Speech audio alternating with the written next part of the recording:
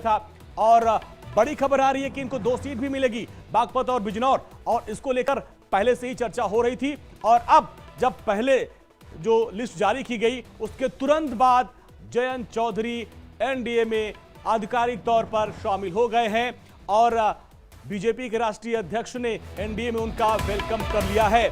और अब देखिए 2 सीट यानी पश्चिमी यूपी की जो दो सीट है वो आरएलडी के खाते में जाएगी, बागपत और बिजनौर। इसको लेकर मंथन हो रहा था। अब देखिए उनका स्वागत जेपी नड्डा ने किया और कहा कि एनडीए परिवार में राष्ट्रीय लोकदल का स्वागत है। वो तस्वीर है जब जयंत चौधरी वहां पर पहुंचे थे और बुगो देकर उनका स्वागत किया गया। हालांकि इस बात के कयास बहुत पहले से लगाए जा रहे थे और जयंत चौधरी लगातार समर्थन भी कर रहे थे बीजेपी का, और वही माना जा रहा था कि अखिलेश यादव से उनकी दोस्ती टूट गई है और अब वो बीजेपी के साथ जाएंगे, यानी उनकी दोस्ती बढ़ेगी, गठबंधन में शामिल होंगे आधिकारिक तौर पर। अब उसकी पुष्टि हो चुकी है, तस्वीर आपके सामने है।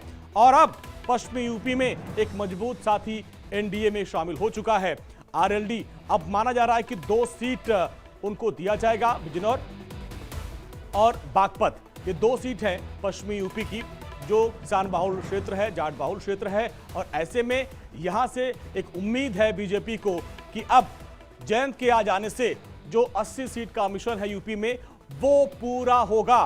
तो ये आज की सबसे बड़ी खबर है। आज की एक तो बड़ी खबर ये थी कि बीजेपी ने अपनी पहली लिस्ट जारी की और फिर उससे बड़ी खबर ये आ गई है कि आरएलडी एनडीए का हिस्सा बन गई है। उनके साथ अब मिलकर 400 के पार के मिशन को पूरा करेंगे जयंत चौधरी।